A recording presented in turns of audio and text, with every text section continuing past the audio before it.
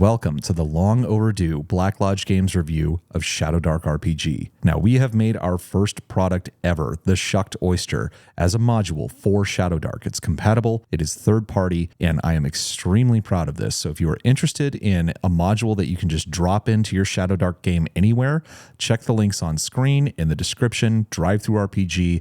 You can get this in an electronic format, hardcover, softcover, in various different places. It's a lot of fun. I definitely recommend checking it out. And we also have another video that we'll link at the end where we do an entire flip through of this book. But that's not what this video is about. That's not what we're talking about today. Today, we're talking about ShadowDark, the game itself, and what this has to offer to people in 2025. Who is it for? Who's going to get value from it? What are its shortcomings? What are its strengths? All of that. So if you've somehow missed the boat and don't know what ShadowDark is, this is a game that is firmly rooted in the Dungeons & Dragons tradition. Something more akin to like the basic and expert set of D&D than it is to 5e, but it takes elements of 5e, mechanics like advantage and disadvantage, ascending armor class, and brings that into the old school tradition. So this is an excellent product for anyone who is coming from the 5e space and is maybe a little fed up with it, bored with it, or just doesn't like what's coming out from Wizards of the Coast at the moment. This is an excellent on-ramp for 5e players to get into a more old school style of gameplay where you're not doing the linear railroaded story gaming thing and going much more into a sandbox direction. And this is fundamentally what this game is built upon, is running an old school sandbox and dungeon delving and wilderness adventures. So before we dive into the actual content of the book itself, I do want to say I backed the Kickstarter originally. This book is a little beat up, as you can see, because I've used it a lot. The pages, are getting that nice tan color along the side. Before we jump into the actual content of the book itself, I do want to talk about the build quality. I backed the Kickstarter originally and got this, a year ago at this point probably. It is a beautiful book. It is meant to last. It's got a sewn binding. It lays flat, as you'll see. It has a ribbon bookmark. And it is, although this has some dings and nicks on it from use and travel and all of that stuff, this is a book that will last a very, very long time and can survive going to conventions and just use at the table day after day. It's extremely solid. The aesthetics are great. As you can see, we've got this excellent cover. This is the legally distinct monster, the 10-eyed oracle, coming through the darkness in some sort of temple or ruin or underground dungeon, and it's awesome. There's a lot of full-page pieces of art that you'll be able to see as we go through, although that won't be the total focus of the review. But this is a great game. It's not perfect. It's not a panacea. There are some things that I would change, and there are some things in it, or there are some things not in it, rather, that I would have liked to have seen, but this is a game of singular focus. It is basically a dungeon crawler that is done very, very well, and it is focused on that one thing. So there are some people who have criticized this for not having domain play, that sort of a thing. I would put that out of your mind because it wasn't meant to be that to begin with. But there's also a lot of third-party resources that you can use with that to add elements of other styles of play into this game, and we'll talk about those a little bit later. But let's dive in. So as soon as you open the book, this has an excellent layout. It's, I think, based primarily on the kind of old school essentials layout, which is an excellent starting point. The font is nice and big. I have no trouble reading it, which is great. Some people have actually criticized that, which is a little irritating because I'm used to reading things like Mithras, which I have right here, which if you can see, oh my gosh, I'm just bumping everything.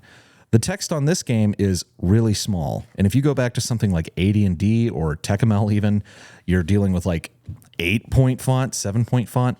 It's crazy. I'm not getting any younger and my eyes are not getting any better, so I actually really like this. And up front and in the back cover as well, you've got a whole bunch of immediately useful stuff for running the game. That's wonderful. It's nice to just have here for reference without having to hunt through it in the book.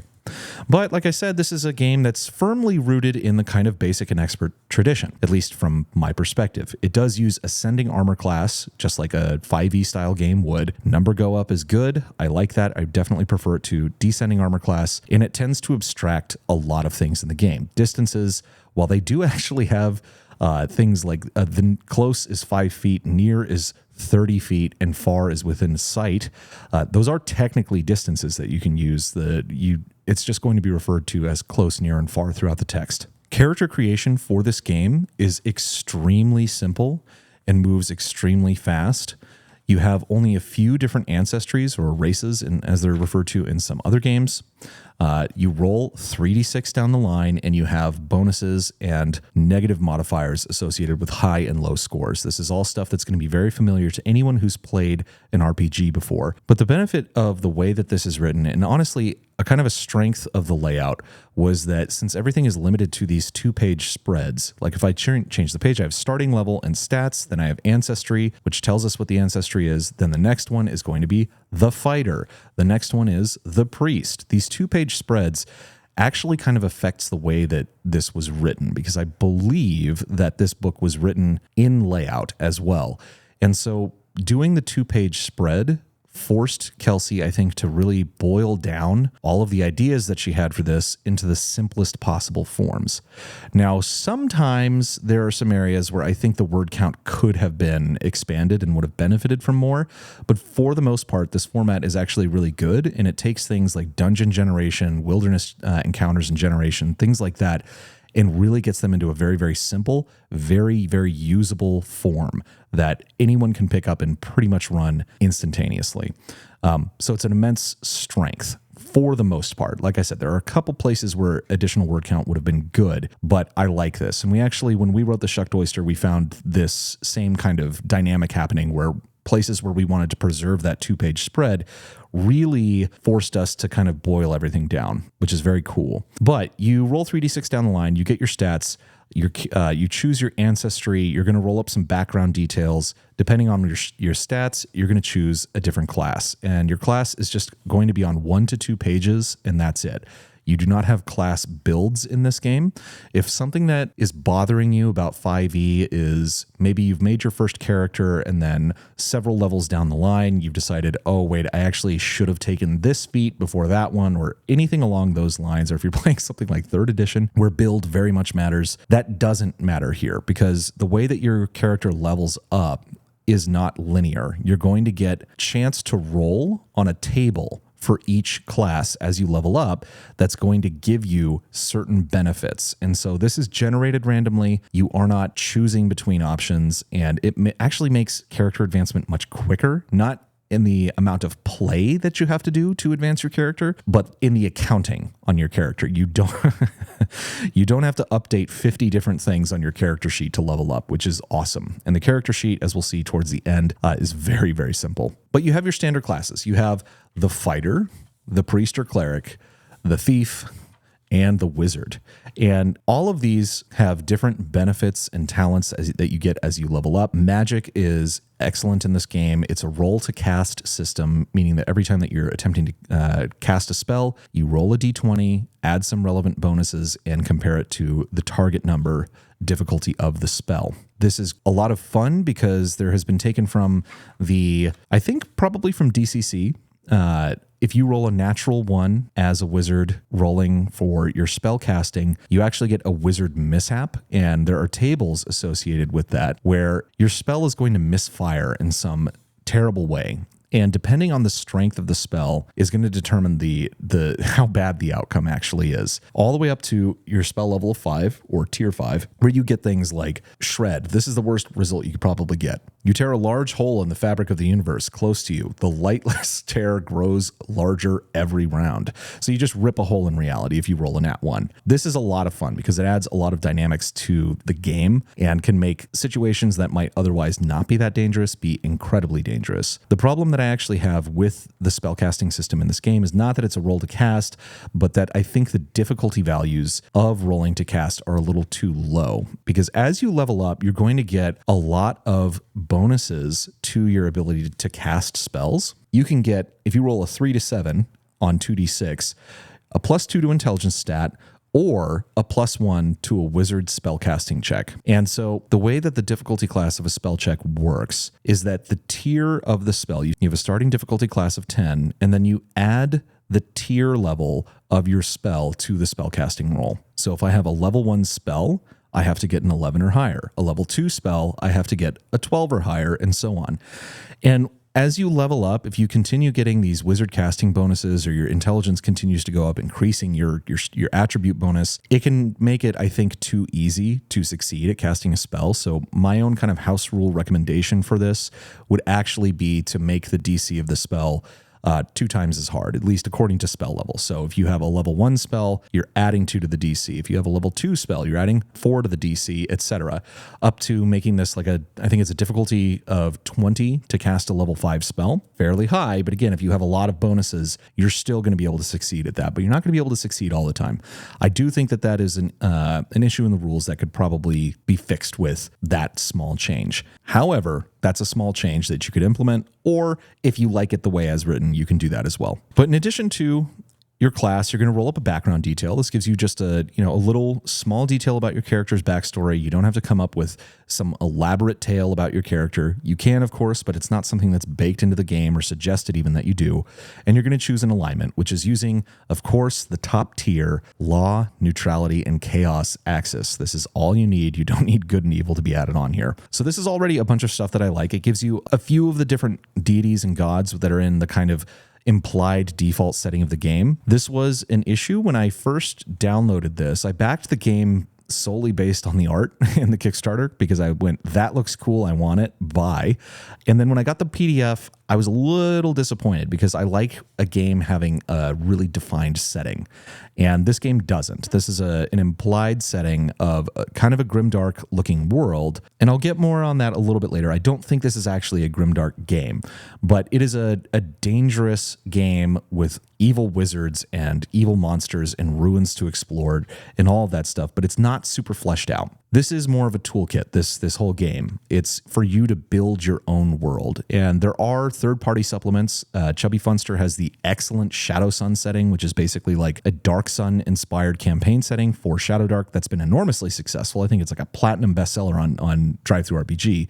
I've read it. It's awesome. And there's also the Cursed Scroll Zines that have different scenarios, dungeons, and regions within them, from what I understand. All I have is the base game. I don't actually have those modules. But those are getting an update in March of this year, I believe. Kelsey is running another Kickstarter where she's going to do an additional 3 Cursed Scroll Zines. And I believe that it's been mentioned somewhere that there's going to be an attempt to tie all of these into a kind of default campaign setting that you can use. So if you're interested in this game, definitely go to the description of the video. There will be a place where you can go and sign up for the mailing list for when that Kickstarter launches in a couple of months. And Black Lodge Games will definitely be contributing to that. But you have different titles associated with your level and all of these kind of standard things. Very, very easy. Different languages you can choose. All of your gear. The gear system in this game, encumbrance functions on gear slots that your character has. You can have, I believe, up to 20. I prefer a more traditional encumbrance system, but this works for this game. The game is very fast in play. There's not tons and tons of bookkeeping. There is resource management with your gear. There's resource management with light in the game, which is going to be very, very important, and we'll talk about that a bit later. But this is a game that is fairly rules light and is very easy to run. But the thing that makes it especially easy to run is not simply that the rules are simple, but that there's a lot of tools in this book for game masters. The whole first 100 pages or so is going to be the game rules that everyone is going to be using, the players, and then there's going to be a transfer over to the GM section of the game. Yeah, right at about page 101. The rest of the book is going to be what you as a game master is going to use to build your sessions, to run your sessions, and the tools in that section are amazing. Continuing on through here, there's all of your standard gear. You have random character names. You don't have to even come up with a name if you don't want to. It's all there for you. And then how the experience leveling system works. You gain experience for things like acquiring treasure, for getting magic items, doing certain things like oaths, and it's very much in the tradition of the old school where your advancement is actually tied to a concrete objective in the game world. You're not simply getting experience for slaughtering monsters, and you're certainly not getting like a milestone level up. This is a big difference from something like 5e or other modern Dungeons and Dragons games. This is going much back further into something like AD&D, BX, that sort of a tradition. And that incentive actually really does change the way that the game is played. I know that a lot of people get caught up with 5e and more modern games saying it turns into a slog. Maybe the characters don't know what to do. This is a game where the actual gameplay itself is your character's goals are driven by gameplay goals as well. The incentives are all aligned, which is very good. And if you don't want to spend the time to even roll up a character, you can use this simplified system to roll up a character for you, which is also great. The speed at which you can get this game to the table is excellent. This is one of the things that I really, really deeply like about this, is that if I was to run a game for people who had never played before, never played a role-playing game, but they asked me like, hey, what's Dungeons and Dragons? Is that something we could play like today? The answer is yes. And I would use ShadowDark for this because you can just jump in. You don't need the players, if they've never played before, don't need to read the rules beforehand if you know how to run this game. It's going to be very simple for them to understand how it works. Now, if you're lucky enough to have players that will read the book, and I know that's sometimes rare, they don't have to read a whole lot because the system is fairly simple. It's 100 pages on an A5 sized book with fairly big text. It's a very low buy-in. And that is another advantage of this game, is that and why I think the 5e people will actually get quite a bit out of it, is that there is very low buy-in. It has very familiar mechanics. As you'll see, there's like advantage and disadvantage, things that they are familiar with without having to change to something like descending armor class and all of, a different saving throw system, all of these different things. It's very simple, very easy. You have full rules for magic in the game and how that works. The wizard mishap tables, which I think I went over, are very entertaining. We actually had a tier 5 wizard mishap happen in a game of the Shucked Oyster that we were running for some of the Kickstarter backers that had backed at a tier that got them into a game with us. And one of the first encounters in the game, they ended up opening a hole in reality that spawned the Grimlow. And this is a fairly potent monster, especially for the character levels that they were they were at. One of the characters got chewed up pretty bad. They managed to slaughter the monster and save him, but they were in real trouble. This is a lot of fun. I really, really like having the wizard mishaps. And again, I think this probably came from DCC, but that is a good mechanic to take and run with. And then you get all of the different spell descriptions and spell lists. And it's all of the standard stuff that you're going to have seen in a lot of different editions of D&D. You have Fireball. It does an enormous amount of damage, 46. You've got, your knock spell. You can Misty Step. Like, all of the classics are here. There's not going to be anything in here that is very foreign to you if you've run some sort of a D&D game before. And everything is very, very simple. There's not tons of exceptions. You have leeway to make calls as a game master. Now, if you're looking for something that is like a very simulationist influenced game like Adventurer Conqueror King, you're probably not going to enjoy this as much since this is more of a rules-like game. But the advantage, like I said, is that it has that get it to the table mindset. You can start playing pretty much immediately. Gameplay has some interesting components to it. There are luck tokens. You can have, I believe, one at a time. They're not like a meta currency that you're going to be getting, like spend it fast, get it fast. You might use one or two a session, and they're awarded. They can be awarded through carousing and all sorts of different things, but you don't have like a giant pool of these. I generally don't like luck points in games, and I probably wouldn't use them here either, but there may be certain cases where that's not true. Mithras, which I have to the side over here, has luck points in that game, but that is such a ferociously deadly game that you kind of almost need them. But the game clearly spells out exactly what advantage and disadvantage are, what happens on a natural 1 or a natural 20. Everybody loves the D20s. And a couple of other different things. How to use your stats, which are going to be used for all sorts of different sorts of things, like if you're doing a contest of strength, or if you are searching a room, something like that, you may make a check based on these. But these are also really important because they tend to be a stand-in for like the saving throw system. So different attacks, different spells may call for some sort of a check, like an intelligence check or a constitution check. In that case, there is a difficulty class associated with the roll. You roll a d20, add your bonus or penalty that you have on your stat, and just compare the number. It's very, very simple. People are not going to get confused about this. Now, the interesting thing here is how the game handles time. And like games like Makwahital, which I actually do have right here, Makwahital has systems for tracking time in game, just like most other role-playing games, but it also has like the calendar tracking. Calendar tracking is not really something that's important to this game. At least it's not addressed. But this game does essentially run in real time at all times, unless you're traveling or, resting, something like that, where time would pass, which we have a section on time passing here. The game is assumed to be running 1-to-1 in game. So 1 minute in the real world is 1 minute in the game. And this ends up mattering quite a bit because this is one of the kind of novel innovations of ShadowDark, was the idea of your torchlight and torch timers being a real-time mechanic. And so the torches and light management is really important because when you go into the Shadowdark, and that could be, something like Mirkwood Forest or some ruins or a cave or, a subterranean dungeon, something like that, you're going to be in total darkness. So you're carrying torches, you're using light spells, carrying lanterns, all sorts of things like that. And if you end up in total darkness, you're going to be in really bad shape because you're going to be rolling at disadvantage on everything and monsters are going to be rolling at advantage. It becomes super deadly, super quick.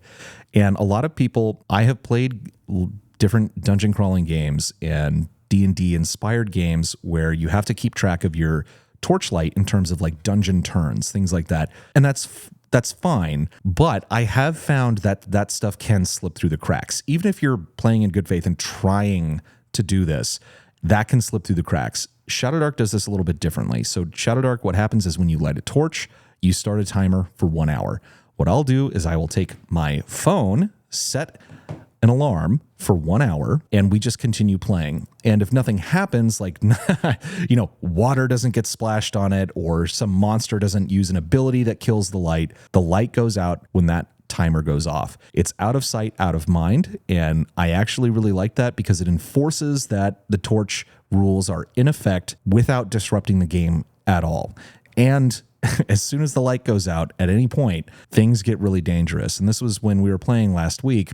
This happened in a dungeon where the characters came upon an encounter that they were not able to overcome. They rolled very poorly. The monsters were pretty powerful, so they began running farther into the dungeon to try to escape them. And of course, they ran straight into another encounter, so they were surrounded on all sides, having a desperate fight for their lives.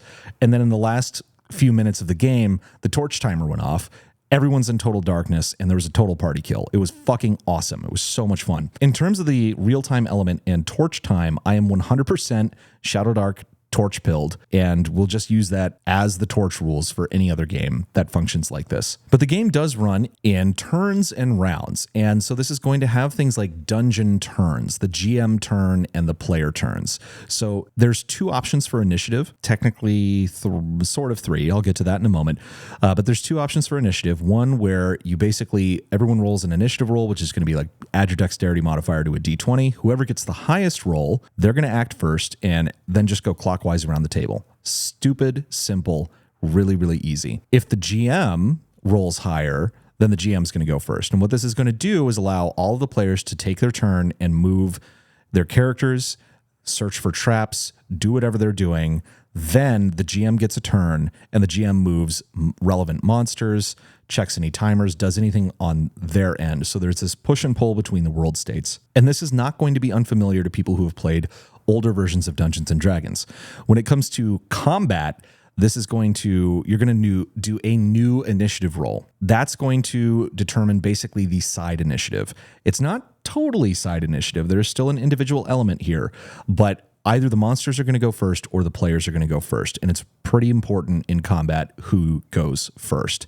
But when the players go, they do not all act simultaneously. You are going to do that clockwise around the table from the highest roll, players acting individually. So if certain players take actions and they are very successful and they open some new opportunity for you that you wouldn't have known had everyone gone at the same time, you can still take advantage of those opportunities.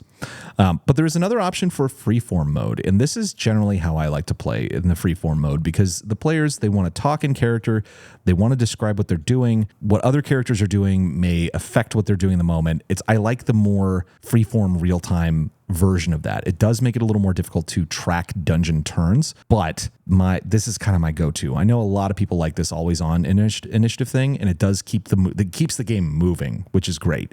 And your players always have a choice to make about, okay, what am I doing on this turn right now? I do prefer freeform. As you're crawling, you have description of what the ShadowDark is, what the crawling rounds are, how far you can see in the dark, what light sources do, and also if someone lights a torch and then 20 minutes later someone else lights another torch off of that, they're both keyed to the same timer. So you only have to set one timer, and it's actually pretty funny when that timer goes out and they say, "But I just lit a torch," and you say, "I'm sorry, that's not how the game works. Now you get to get eaten by monsters." It's super fun. I like it a lot. But you have all your different conditions, actions, and counters, all of these things, very easy to understand. Resting is how you're going to recover your ability to cast spells if you've had like a wizard mishap, or if you, as a cleric or priest rather, you rolled a nat 1, you're not going to be able to cast that spell again until you've rested. So this is also going to be familiar to the 5e people. You take an 8-hour rest, your hit points are back, your spells are back, and this is going to be an easy transition for them. You get rules on, if you're resting, how often the GM has to take random encounter checks, how to build campfires, how you can throw all your torches in a pile, basically, and all of the different rules for all the things you would do in a dungeon crawl. And it's super fucking simple. This is an easy system to get into and to use. Full description of how combat works, how death is handled. This game is very deadly, especially at low levels. If you hit 0 hit points, you then roll a d4, add your con modifier, and that's how many rounds you have until you basically bleed to death and die. If you get stabilized, you're back to 1 hit point, or someone can pour a potion down your throat, whatever it is, to save you, but you can die very easily in this game. And of course, there's rules for overland travel. You have to get to the dungeon, get to the ruins from town. You have downtime activities that you can do. You're generally limited to only doing one downtime activity between sessions, which is carousing or learning, these different things.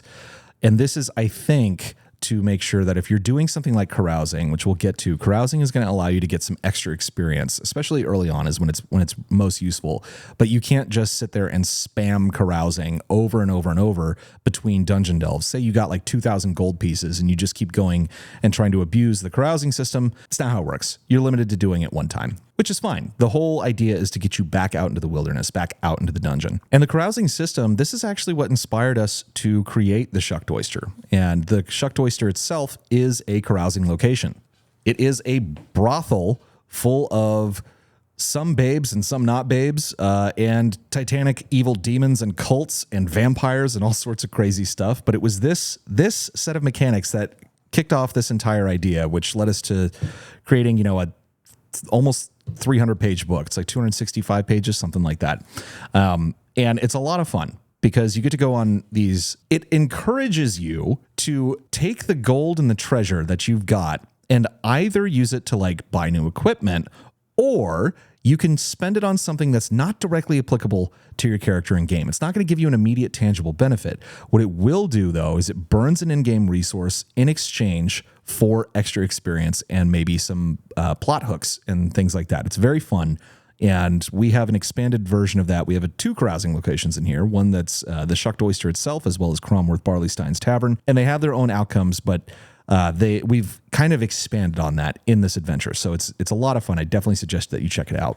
There's a mini game in here. If you want to play something that's like, medieval craps or, poker or something, we have Wizards and Thieves. I have not actually used this system. And then an example of play before we move on to, the good stuff, the Game Master section. This is the section that if you are a 5e player who has been stuck prepping your game and getting anxious about prepping your game and not knowing what to do and getting tired of just making content for your players to passively consume, this is your off-ramp. This is how you get out of that and you come into the wonderful world of sandbox play, zero prep, or at least low prep, and all of the different tools that you can use to run a game without having to burn yourself out. This is where the game is so good, and it tells you exactly what your role is. It does have a kind of a rule 0 thing here, which some people I know don't like. I don't particularly like rule 0 either. I want a game to run pretty much as the book describes, provided the rules are good. But it also tells you some stuff kind of about how the game works and what is the expectation. There's some stuff in this game, like the art is sort of grimdark. You've got this very violent world. The monsters can do all sorts of stuff to you, like the Grimlow that they summoned through a wizard mishap in our last game. It's got a tongue that can grab you, and then its whole stomach is this gaping maw of teeth, and the tongue grabs you, and then it gets free attacks to just chomp on you, dismember you, do all sorts of horrible stuff to you. All these terrible monsters and darkness, but the game is about overcoming that darkness. And so there's kind of baked in is an optimism, and kind of it's a game that's expected to be mostly cooperative. Obviously you can do PvP, but it's not the default mode of play. So there's some good stuff in here. We have notes on balance and all of that sort of stuff, how to telegraph traps and danger, which I think is great. A good trap, in my opinion, is one that actually has something that the players can see. I'm not a fan, see or feel or be warned about. And if they make a mistake, in hindsight, they could have prevented it. I really don't like the kinds of traps that are like, oh, you stepped on this square and you failed your poison save, so now you're dead. Like it feels just very cheap to me, and that's not how it functions in ShadowDark. That is something that I very, very much like about this. And it tells you how to run different adventuring parties, NPCs, rules versus rulings. Not a big fan. And that you're not the enemy. The GM as adversary is not what you're doing. You are a neutral arbiter. And then different kind of modes of play. You can have one where the torch only lasts 30 minutes, or you re-roll initiative at the start of every combat round. And I like games that do this because it gives you unpredictability in what's going to happen next round. The advantage of each side can kind of change. Fortunes can change very easily. I like that a lot. Deadly mode. Death timers are always 1. You only have 1 round to be stabilized, or you're dead. This is, like I said, this game does not hold your hand in that respect, which is awesome. Different ways you can attack the light, because again, in darkness, in the ShadowDark, that is where the game becomes extremely dangerous and deadly. And then how to run random encounters. And this is the sort of thing that I think a lot of people have thrown in the dustbin because they look at random encounters as being something like a grind from an MMO or like a 90s Final Fantasy game. And that's how I used to treat random encounters, and it was wrong, and it's stupid because random encounters add so much to the game, and they add unpredictability even to the GM, which is awesome. I always want to be kind of surprised at what's happening. It's not simply run into monster, now we fight. There's a lot of different factors. This is for if you run into monsters, the starting distance to the encounter, what it's actually doing, and what is its disposition to you. So these are all kind of standard from the old school D&D. The reaction roll is something that's very important. We have descriptions for traps and hazards. You have a lot of leeway with these as well. There's not going to be like a level 1 fire trap and a level 2 fire trap that's slightly more potent and has a bigger area of effect. It's not like that. You pick what it is, and you have guidance on how to build that stuff yourself. And then you have a couple of tables here. The Something Happens table. This is an excellent resource for if you are out of ideas. You are stumped as a GM. You don't know what's going on. Roll on this table. Roll 1d100. If you get a 54, a huge swarm of bats crashes over you and swirls away. Or maybe they don't swirl away, but these are prods to your imagination. This is an easy way to get inspiration in the moment.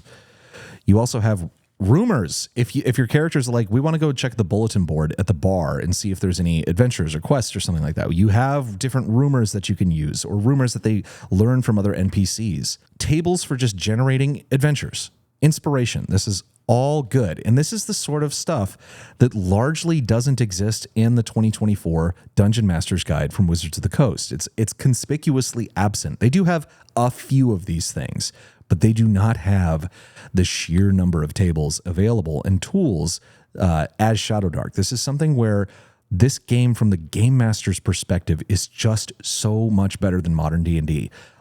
It's really, really good. This is my favorite aspect of this game, is that there's so many eminently usable tables in here. You've also got random NPCs, with different personality types, occupations. You can come up with them on the fly without having to pre-generate every person in the world that your characters are going to run into.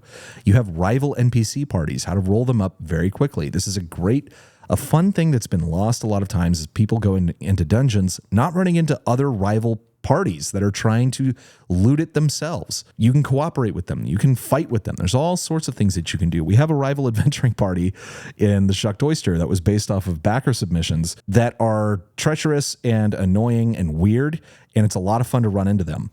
But you can make those on the fly with the tools in the game. This is something where you're going to get a lot of mileage out of this. This is one of the reasons I very much like this game. NPC names. Awesome. I am so bad at coming up with names on the fly that I love having this stuff. And if a game doesn't have a name table, I'm honestly, I'm not okay with that. And then you have dungeon generation. These are ShadowDark maps. So these could be ruins or forests or underground complexes that monsters are living in, caves, catacombs, whatever it is. But there's a very easy dungeon generation system. And this is something 5th edition did have an appendix where it had a random dungeon generator. Most people never even read that book or saw that part of it. That's conspicuously absent again from the 2024 DMG. Which is a damn shame because you don't always want to have to map everything out yourself. The way that you make the maps in this game is really kind of novel and interesting. Is it tells you, based on the site type, site size rather, how many dice you're going to be rolling. So if it's a large site, if you roll up a D6, it's a large site, which then means you roll 12 D10. You take 12 D10, roll them on your paper, and wherever those dice land, you mark their positions, you draw rooms around them, and you can create connecting passages. So it's an easy way to literally randomly generate the layout of the dungeon and the map itself. And then based on the results on those die, it's going to tell you what to populate in that room, which is very, very cool. Because once you know what are in those rooms, you can then use abductive reasoning to say, okay, why is that thing in this room? And you can come up with interesting characters or reasons for why this complex exists in the way it does. It's very easy and very fast.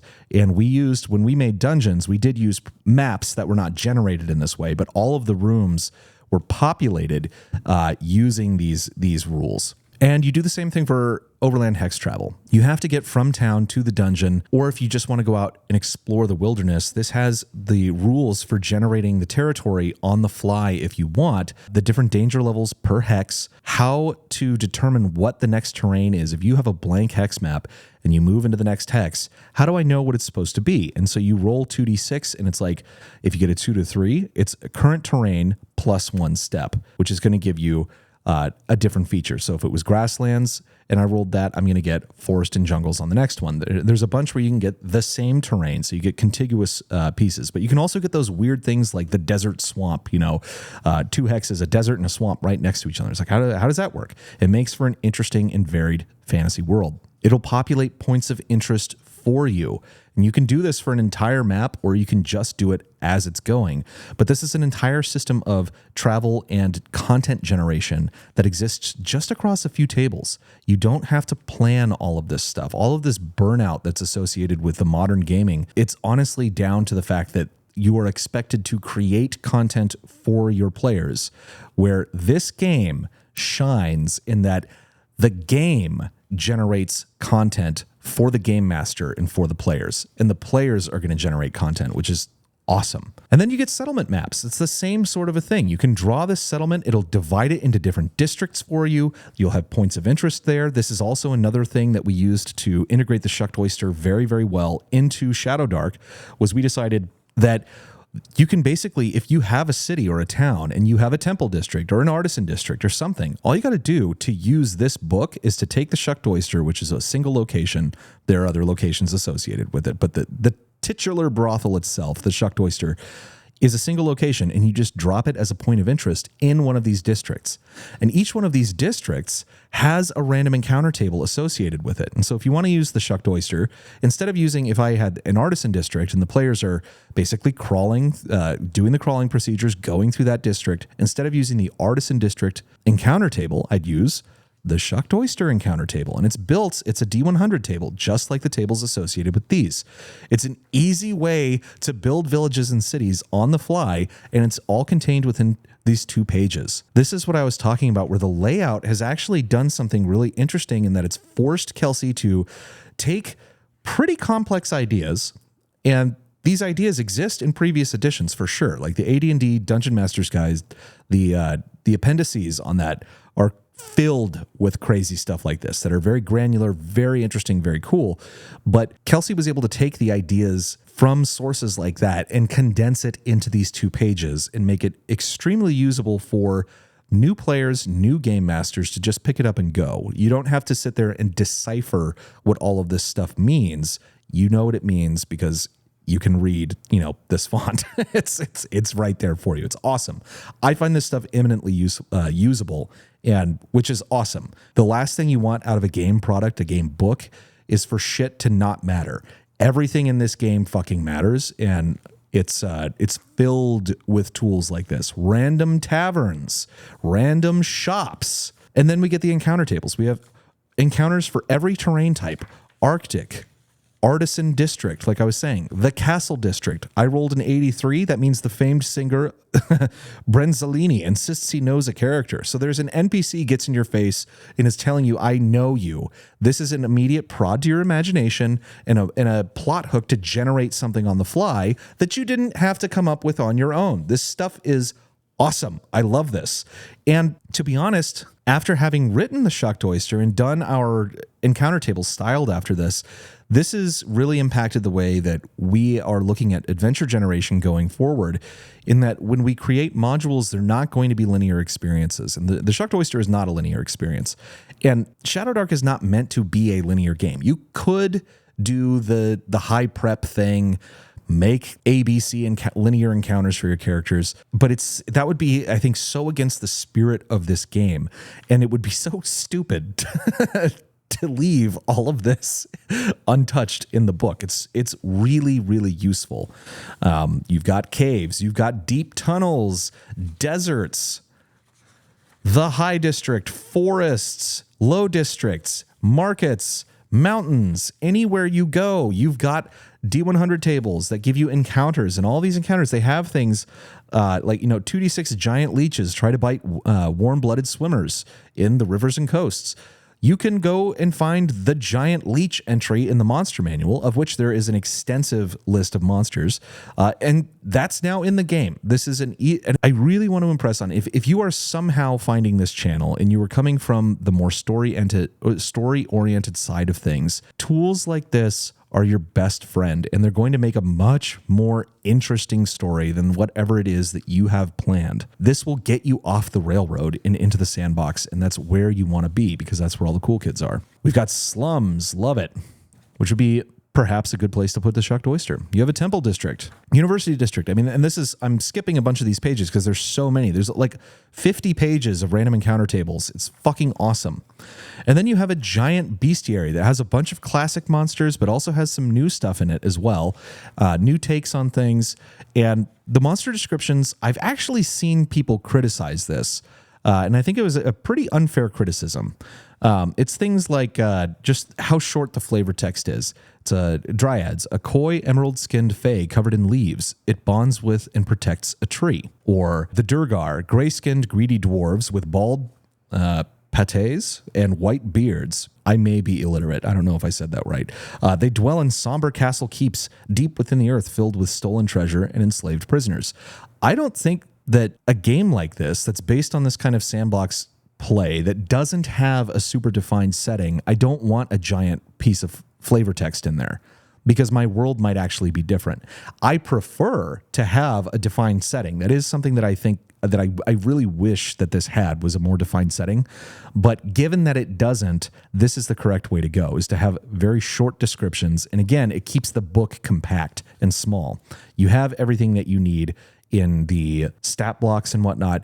But okay, this is one criticism I do have, and this applies to pretty much every OSR product on the market. I hate stat blocks that are written this way, where it's all in a single continuous line divided by commas. And we kept that format because we basically, in the Shucked Oyster, we aped the layout of this book because it's fantastic. But this is something where it's hard to read. It's better in that, you've got strength, dexterity. They're reduced to a single letter. They're bolded, though, so you always know where one stat begins and where the other ends. But I just wish that this was a more almost table-like layout. This is something that and this is not a unique flaw here. This is in like every OSR product that I've seen. It's really frustrating. So I do hate that. But you also get like legendary monsters in here as well that get like a full page treatment. You can see my bookmark. This is where the Grimlow was. Needed that for the encounter the other night. And of course, I have skipped. Yeah, like here, Mordanticus the Flayed. He gets his own full page artwork. He gets a much bigger flavor text here and a lot more powers. The legendary monsters in here are considerably tougher than the other ones. And we have a couple of our own legendary monsters we came up with. Two of which you can see on the cover, the demon Malchimpus and Mungo Borlov, the definitely not a vampire guy. There's a lot of deadly stuff in here. And this is actually something where there are rules for differing party sizes, since this game does not have hirelings in it, like you would find in perhaps Old School Essentials. You can have hirelings. You can have people doing your bidding. Out of the box, this game does not have hirelings. And so there's, in terms of the game balance, it's generally recommending that at a given party level and a given monster level, all the monsters have levels, that you should probably have 1-to-1 monsters with the players. And this gets adjusted based on levels. However, it doesn't always work out in a balanced fashion that way, because some of the monsters have multiple attacks. And it's actually, I was talking to my friend Tora, who helped playtest the Shucked Oyster. He was talking about this, how really it's almost kind of the number of attacks within the level is going to be the more important deciding factor. For me, though, that doesn't really matter, because my philosophy on gaming is not how do I make a balanced encounter, it's what exists in the world exists. So if you go into the dungeon and there's, 6 mummies, there are 6 mummies. Doesn't matter how many players are there, there's 6 mummies. And that's a situation that the players have to either overcome, flee from, or twist to their advantage in some way. I like big variance in the deadliness of challenges, because that's how the world works. You get random encounters in the real world. If you get hit by a car, that's not a balanced encounter. If you get, robbed by a gang of 10 people, that's not a balanced encounter. That's not how the real world works. I don't know why people would expect it to work in games like this. But I will say that 1-to-1 monster thing doesn't always work out as you would expect it to. But there's a lot of monsters in here. There's a lot of variety. And those random encounter tables as well. Like if you look at like the tomb encounter, I remember reading this one and being like, holy shit, that's really deadly. It's possible you could run into 1d4 mummies. Mummies are not something to joke around with. If you got 4 mummies on a level 1 encounter, that's going to be like a TPK if they try to fight, which is awesome. Again, like I said, this game can be very deadly. After this extensive monster section with this awesome piece of art, which I believe is also on the deluxe cover, the deluxe edition of this game, you get your treasure tables. And it's by monster level, what kind of treasures you're going to get from them. Mundane items, luxury items. You've got these different boons, things that you can get. The XP value, so you can get XP for like oaths, secrets, and blessings. All of these things, in addition to treasure, can give you experience. In addition to carousing, can give you experience. All this is cool, interesting stuff. And then magic items tells you all the different attributes. It gives you magic item idea generators, which is great. I love generation tables. You have different kinds of armor, and these are tables for generating each of these types of things. So you can generate unique magic items, unique potions, scrolls and wands, and then they have different things where they can have different utilities, or also banes, I think they are. There's like benefits and drawbacks on everything that you can incorporate.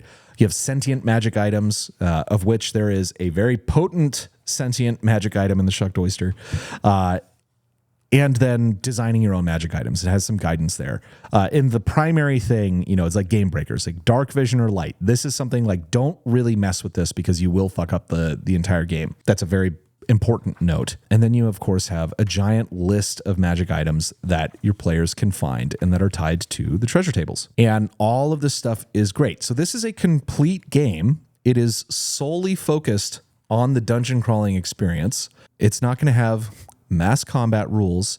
It's not going to have domain rules, anything along those lines. And that is, in a sense, its biggest weakness, but also kind of its biggest strength. And this is not doublespeak, I promise. It's that this game's vision is focused on doing the dungeon crawl thing. If you're running a game at a convention or online, or if you want to get people quickly involved, but there's enough meat here through those random encounter tables and all the generation tools that you can really do a lot with it. You can create new cities with castles and everything like that. You can do all of the role-playing elements is on you. The game is never going to bring role-playing to your role-playing game. That is always going to be on you. You kind of have to bring your own carrot in that respect. But if you are looking for something that is going to allow you to, like, what if I wanted to hire, 50 pikemen and, start raiding things, or there's an army on the move and I have to defend against an army. This rule set doesn't cover that. And again, it's not meant to, but just keep that in mind. This doesn't have mass combat. If you want mass combat, though, there is a supplement coming out. It may actually be out by the time that this video is up, called Hell March from Alchemic Raker. It is very simple. He is an expert on chainmail, written by Gygax, those old wargaming rules and how those were incorporated into the original D&D. And he has made not a version of chainmail, but taking the principles of chainmail and applying them to the ShadowDark rule set. He has an excellent supplement on that will allow you to do mass battles. And he's going to have a series of these. They'll come out. There will be more rules for extended wargaming campaigns, things like that you could use with ShadowDark. This is one of the other things that I love about this game is that Kelsey made the correct choice and created a third-party license for use with this game so that you creators out there can do things like making your crazy brothel modules like we did. And it's not really about a brothel. It's about the brothel's a jumping off point to other adventures. But there is a thriving third-party market for this game. There are a lot of people playing this game. So if you're having trouble finding a group, go to the ShadowDark Discord. You're going to be able to find people who want to play this game. And you're going to find a lot of people who are making great supplements for this game. You don't have a campaign setting? You know what you should do? Check out Chubby Funster on DriveThruRPG. He's got ShadowSun. This is a Dark Sun-inspired campaign setting. I think he's got he might actually have a Skyrim one as well. I can't remember. I may be wrong about that. But there are entire campaign settings out there. There are huge numbers of supplements that have tons of new monsters. There's one, I think it's called Unnatural Selection, that's got all sorts of new classes, new spells, new monsters. There are complete campaign settings. There may be more of a campaign setting associated with the Shucked Oyster. For those of you out there that have already picked this up and liked it, there may be more coming. But there's a lot of supplements out there. There's an active game development community, and there's the thing that's really interesting is that the gaps that are in the kind of ShadowDark rule set, they're not gaps like it's incomplete and the game is broken, but there are aspects like domain play, or even having hirelings. There are people who are looking at that and going, oh, that's something interesting that I could add to this game, and use the base rules as the framework to make that happen. And so there's a lot of stuff out there. It's got a thriving community, tons and tons of people playing, and the license is so easy. It's very simple. It's in plain English. There's not a ton of legalese in it. This is not like the orc license or anything else. There's an FAQ on the website. If you were thinking about making content for ShadowDark, they do have an FAQ that has a bunch of clarifying information. But more importantly than that, the Arcane Library is pretty responsive. When we started making the Shucked Oyster, we reached out to them over email and got responses pretty quickly that gave us clarifying information we needed. They were very supportive. The cool thing is this game is growing. It's got legs, and it's being played a lot at conventions. I don't remember. It might have been GaryCon coming up. I can't remember. There's at least one convention where there was something like 100 ShadowDark tables lined up, which is nuts. That's crazy. And so if you are a disaffected 5e player or someone who hasn't played a dungeon crawler in a very long time, like maybe you've just been doing, the BRP thing or World of Darkness or whatever, this is such a good palate cleanser as well. Let's just come back, do some dungeon delving, do that loop every once in a while. It is a lot of fun. And this is the thing, is I am not someone who finds endless dungeon delving to be satisfying to me at all. I love the principles of old school D&D games. I've come to love them over the last couple of years, and this is a great starting point for people getting in. And like I said, with the random generation tools and the third-party market, there's so much that you can get out of this game. It's phenomenal. The character sheet is super simple. Look at this. This is it. It's one page, talents and spells, your gear slots, your stats. That's it. That's all you need to know. And you can be very creative within this framework. This is a game that is fast. It is very well designed. But if you're looking at this and you're saying this doesn't have domain play, or this doesn't have magic, mass combat rules, or, an economy simulation or something like that, there are other games that do that. That have made that within their scope. Adventure Conquer a King system is phenomenal. It is probably my favorite version of D&D ever, and it's got more rules than you could possibly imagine before you get the books.